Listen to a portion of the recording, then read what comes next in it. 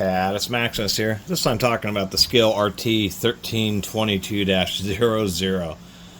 This is part of their, I think it's a little more than 5 years ago, but several years ago they came out with this series of routers which had these digital displays on them. Electronically speed controlled, still have a traditional switch.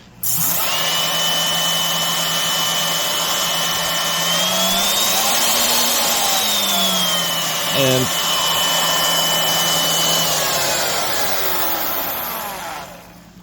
there's a little sound right when it decelerates. There's a little bit of end play on the spindle of this router. And what's really unfortunate is, one, Skil doesn't offer any parts. Two, they treated the whole motor assembly except for the case top and the electronic controller as a separate part, and they didn't even offer it. Skil, apparently, when they sold these units, and they were like $170, there's still a lot of new old stock out there. A lot of people like these. There's, I think, thousands of reviews of these things, and they were just a cheap router, but it had a fancy display on it that was supposed to help you choose the RPM, but it just goes in the increments of 1500 RPM from 10,000 to 25,000. If you're going to have a digital display, at least give me 1,000 RPM increments or something like that. Don't make it so coarse. Anyway, we'll get into that in a second. Anyway, so they were treating that if something failed in the motor, they didn't offer bearings. They didn't show a parts explosion of the motor coming apart. And there's a lot, particularly with cordless routers, of the way they build them isn't traditional, where you have a motor, two housing sections, and a machine to kind of fit together.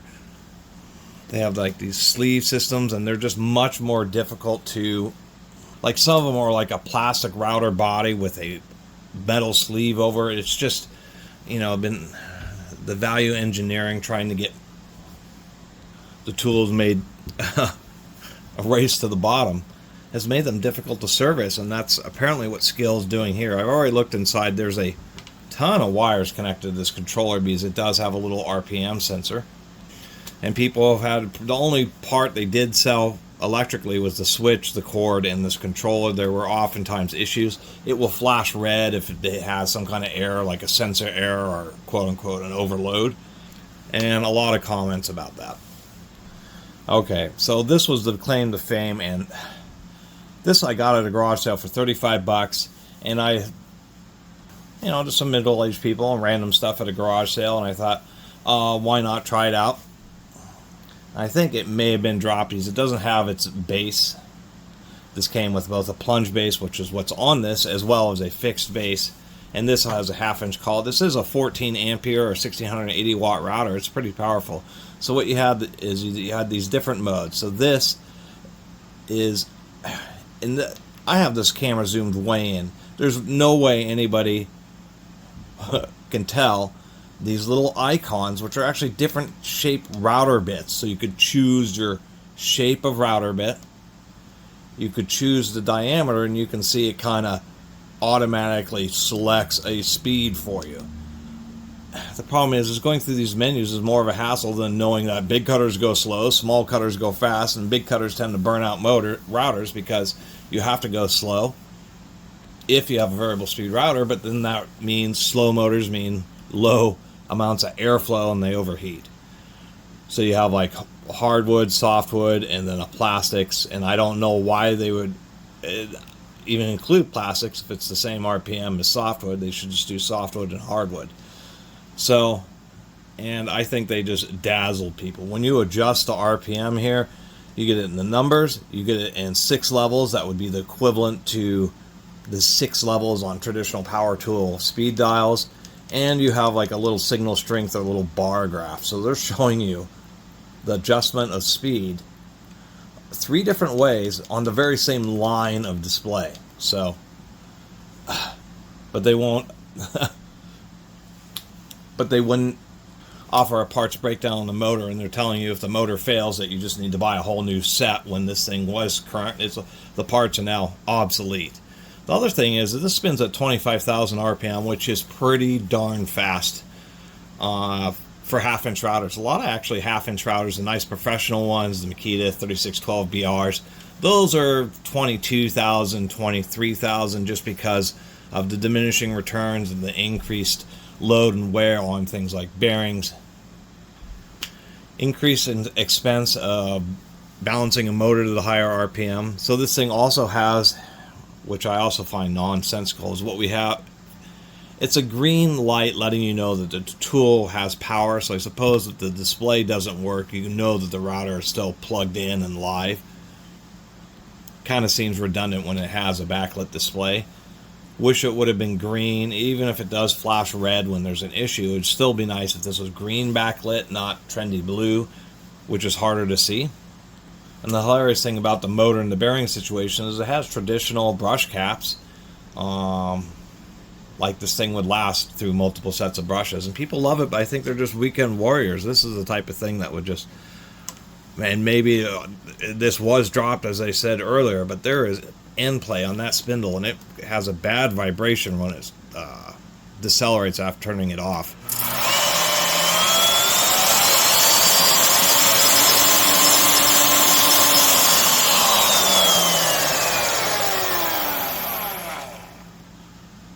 That last little bit, that rare. So I don't know if they all have this issue, or many of them do, and people just, the type of weekend warrior individual buying this unit are just not noticing or using this enough to show that that's an issue. But particularly with routers, the motors have, there's a little spring on top on any respectable routers. I've done a lot of router videos.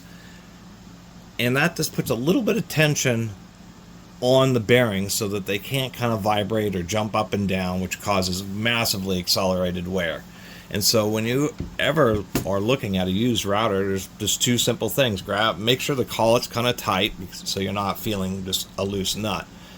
But there's two things. One, see if you can feel any wobble side to side. That basically means ruined bearings. Routers have dead tight bearings. The other thing is that if you can, try to pull it in and out. And if you feel any motion on this, it's not much. I'd say it's 2 or 3 thousandths of an inch. You know, it's going to be quarter millimeter or something. But that's a real issue. That can show up in fine cuts as kind of unevenness because the router bit is able to kind of vibrate up and down a little bit. But it just makes bearings wear out really quickly. Oh, before I forget, I'll give an honorable mention. I wish there was a way to turn on the lights with a button. That would sure be handy. Some site they sure have a heck of a fancy controller. They should have allowed me to turn on and off the LED lights rather than just being connected to the switch. But there are 3 reasonably bright lights.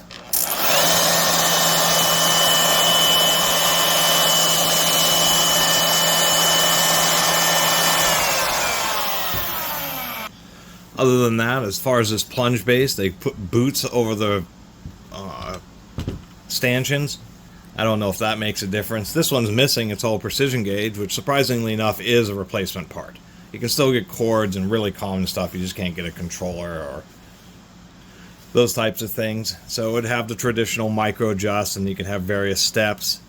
This one happened to have this little screw in. This is a little vacuum catch. And to tell you the truth, it does form a pretty big slot around there, along with the traditional base. This has a small hole, so this is set up to take router guide bushings. But I would suspect there's still going to be dust that comes up and gets past it, but that still is a relatively effective method for collecting dust. Pretty big switch for locking the stanchion. The power switch is proper, so you pull it towards you to turn it on, and that way if you're routing, you can route in a quote-unquote safer fashion by just holding your thumb over the switch as you're doing anything. If you're in a reaching over in an awkward or are in an awkward situation. That way if the router bucks or anything happens, the first any kind of motion like that, and your thumb's already on the switch, and it's going to kick it off.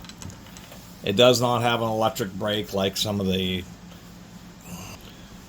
non-BR3612 Makita routers, which I also have done some videos on. But as far as the plunge action itself, and the springs are a little bit light. I like them to have just maybe a little bit more tension, to tell you the truth. Some router bits are kind of weighty, and it barely wants to reach the top of its extension there. Otherwise, seems to be fine. What I want to do is take a look at, and yeah, we just have an alignment slot right there. I will give an honorable mention to using a more modern zigzag style router collet, which when they go down into the taper, cinch parallel, both the top edge and the bottom edge, and that makes a big difference. Secondly, it's a design where there's a lip machined on this, and it fits into an undercut in the nut, so the collet is captured in the nut, so as you unscrew it, it extracts the collet, so it makes it easier to swap router bits. Does appear to be a traditional style where this taper, I guess this would be the chuck, or the receiver is actually threaded onto the motor, the end of the motor, so the motor gets pushed to this lower bearing, and then this kind of holds it tight from the other side. This, surprisingly enough, was also an available part, so it seems like people may have actually broken this from having like left the router out in the rain. There's a little screw that holds that button. That's captured once it sits over the, or onto the router motor, so even if that screw gets loose, it won't fall out. Interestingly enough, we have little protrusions there, so that actually stays fairly well centered. What they've done here is they have a fairly large bore in the bearing, and then there's this special 2-pin, 2-rounded notch lock nut. And then you would use a little bar, piece of metal, something through this hole, small screwdriver, to lock up that spindle. And no, the issue with this router is this nut is indeed tight. Although one of the screws was loose, even though they do attempt to put Loctite on them. I guess, a little wipe down here. LEDs are nice, but they're going to get coated in sawdust in,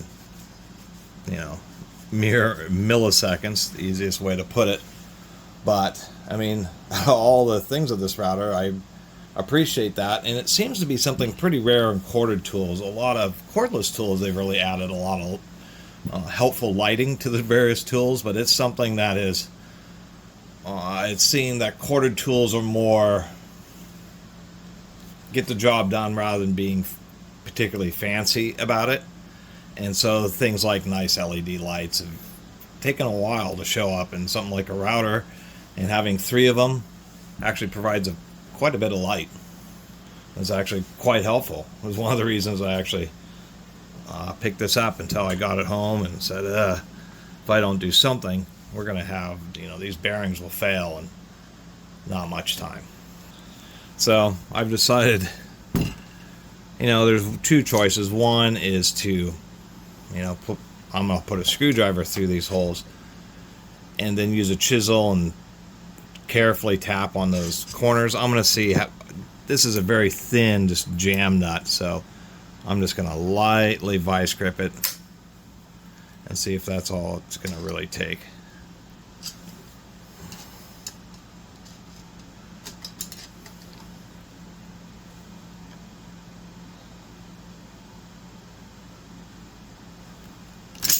I have to be better aligned. So the problem with the vice grips is gripping them that's not hard enough to where it wouldn't slip. It's hardened steel. Would also mean that you'd start deforming it, squeezing it onto the threads that you're actually trying to unscrew it from. In the end, finding the right tool for the job, was noticing that the cutouts weren't actually perfectly round. They were just slightly squared off. So having a hook nut wrench like this proved to be what broke it loose. Actually, it wasn't a perfect fit. Those are pretty rounded. It was just enough to catch it. Anyway, the reason these wrenches work is that since they come across 180 degrees, as you put pressure on them, they kind of want to draw the fastener into the actual hook itself. And so They obviously do slip, especially when they get worn. Conversely, when you have at least pretty solid edges, you can get quite a bit of force. And once again, they're for specialized nuts like this. Special note here to anybody who may be tearing this down, these things are, this is the most difficult part. These buttons are actually just carefully placed on top of auxiliary springs, and these activate little like dimple buttons that are common in electronics. But these little buttons here, you just have to carefully place these things because they're just floating there on top of these little springs that like to fall down inside the motor itself. And this is probably the most delicate portion of this whole unit. I'm probably going to add a piece of tape. I don't like the fact that the ribbon cable for the display itself is kind of just dangling right there. It doesn't make a lot of sense. It doesn't have a lot of protection, and the vibration of a router, it's going to be rubbing on the inside of this housing. And if it says ABS and polycarbonate, and then the overmold is TPE. This little window must be the polycarbonate portion. There's our complicated controller. The speed monitoring sensor is right there at it's integrated into the bottom of this unit. Since it is a little digital device with the display, this is the one thing that you'll like never see in another router as an AC transformer, and that's both providing power for the LEDs, but also because it needs a DC power supply to run this high-tech electronic controller. And they're using a transformer because it's attached to a brushed electric motor, which generates a lot of electric noise as the commutator spins around and the brushes engage the various contacts, as like plugging something in and unplugging it rapidly, plus the noise from the actual sparking of the brushes. So this provides the transformer provides isolation against a lot of that noise to attempt to make the controller last longer. They do seal it, and that's really to help prevent humidity damage and that type of stuff, but it has like just a bunch of wires all connected to it, just tons of stuff. The switch does have a little rubber boot, and now this switch is something that's going to be a relatively, I would say, standard item. You would be able to find the switch itself in the electronics, parts warehouse. Pretty easy to replace the power cord. There's our little neon bulb for the plugged in notification. And a move I think is pretty sour. I was like, what the heck is going on in there? What the heck is going on in there? That isn't sawdust built up in there. I think they actually put a little bit of silicone to see if this controller was removed and tampered with. It may be sawdust, but it looks a touch suspect. No, it is sawdust. I just cleaned it out. Okay.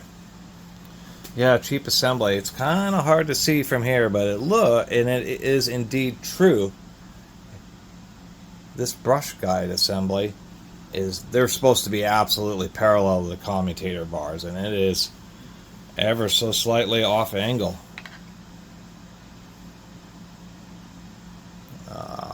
Not by much. And both of them are, and they're both to one direction. That's absolutely terrible. Problem is those are some hard to reach little fasteners. I may have to lift this up. Well, relative serviceability. Since it's just a brush motor and it doesn't reverse, or just two wires that go to the motor, this is a little magnet. If you have to swap the bearing, you have to very carefully swap the magnet. They actually have it's encased in a plastic, and I'm sure it's not very tight on there, but that has to be pulled off before you work with the bearing, obviously. But in some, like in brushless motors that have these magnets, they actually have to be properly positioned in relation to the magnets on a brushless motor. On a router motor like this is just an RPM counter, just like the tachometer in a car. So it doesn't matter which way it goes along, as long as the sensor in there can read it. They have like this little block terminal for the LED lights, but then they put silicone over the screws so that I guess they wouldn't come loose, but it makes it a little bit of a hassle to deal with when everything else is just removing the cord pinch and a couple of screws, and it's just a fixed assembly. So I gotta dig that out. Well, got the rest of it apart. Loosen the set screws, but in many of these brush guides are actually tight fit. They're almost press fit down into these boards. The only way to really get them out is after you remove the motor, you basically have to put something through one brush holder against like a washer so you can tap out and reseat them, and it's kind of a hassle, so I'm going to end up leaving them. They're only off kilter a little bit, but it's still disappointing. Now I've got the brushes out of there. That's the rattling. And this is what I mean. This plastic piece has some kind of press fit right into here. So you got to press on the spindle to get it out, but there's basically nothing to press against unless you take some of the screws, put them back into the holes, and somehow support it via the screws that are in the metal housing, so you can press on the spindle to get the whole plastic thing out. That's what I mean by non-maintenance, and why they never offered parts for like bearings or the upper portion or any of that for the motor. It was all just one assembly. So the handy trick, I put the nut back on just to protect the threads. Rubber mallet, piece of wood, something soft. It's not a hard hammer. Just holding this and tapping it a couple times, at least got this upper case to shift, which isn't really like a bad service consideration.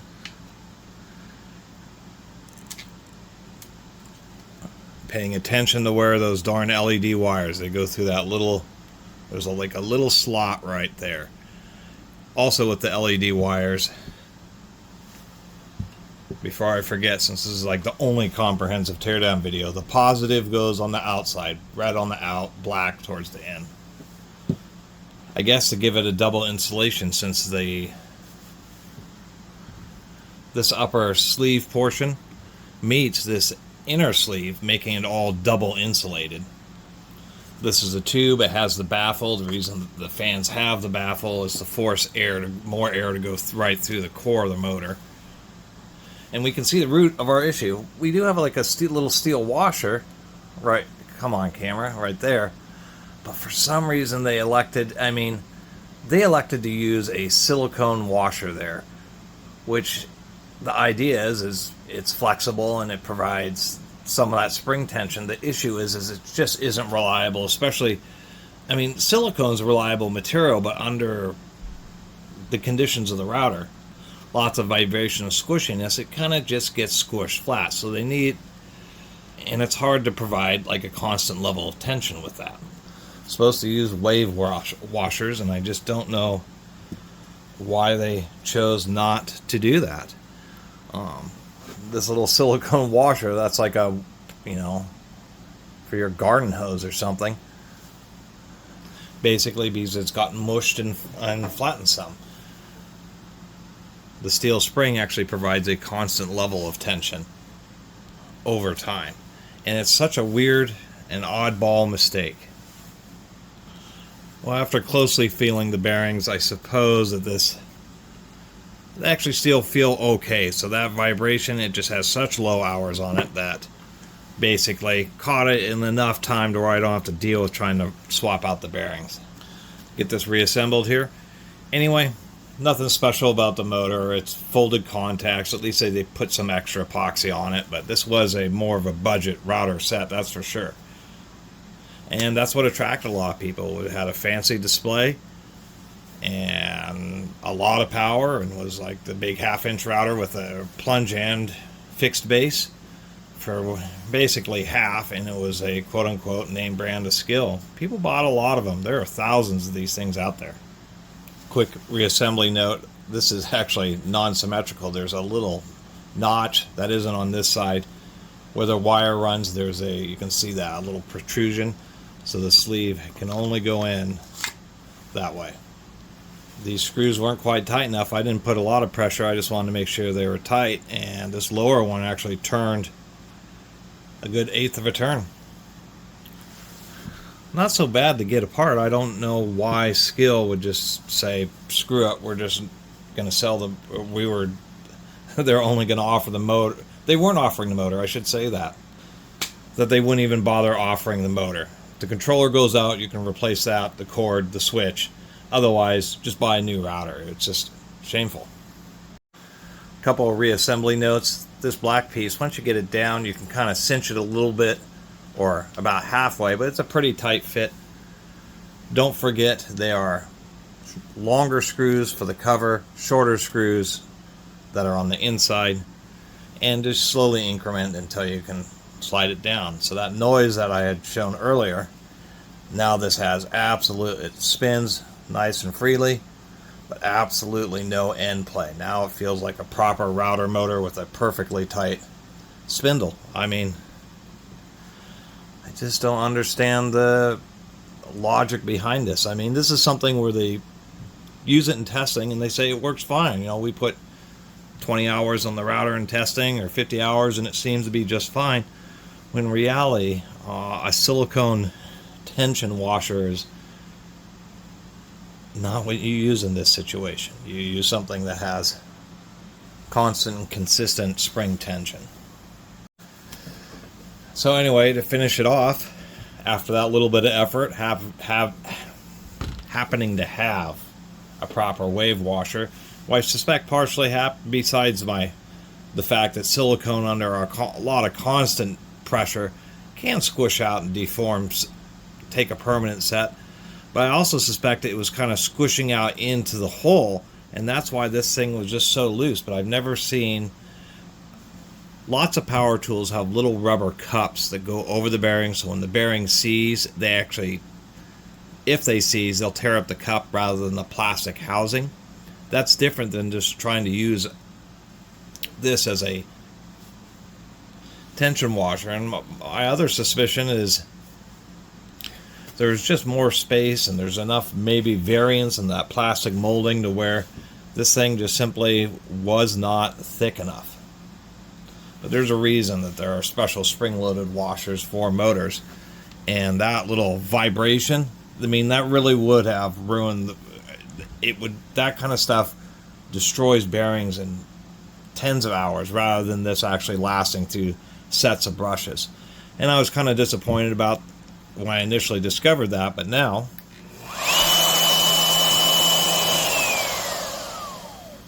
a nice smooth acceleration, no vibration. Once again, it's just absolutely tight.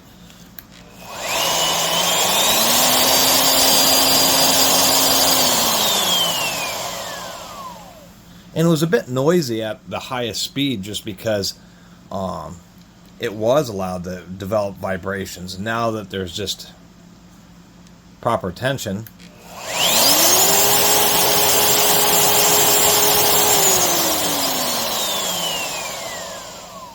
it runs smoother and sounds much better at that extreme 25,000 RPM.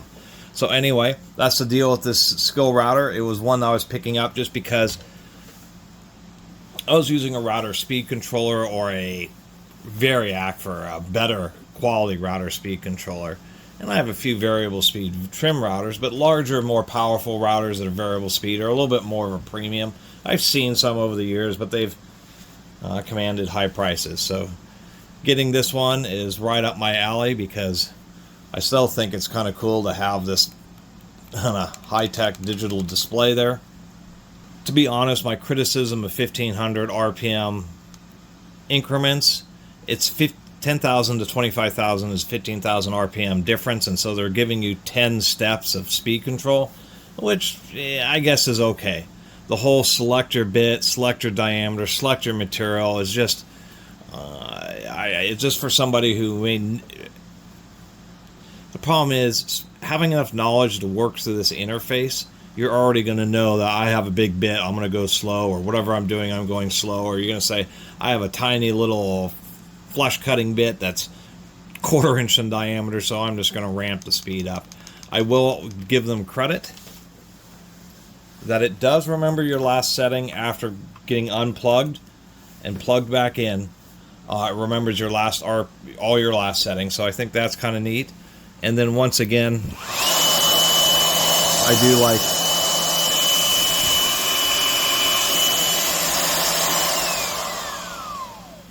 it sounds way smoother than it used to. Discovered that the cord got caught up in the bit at one point.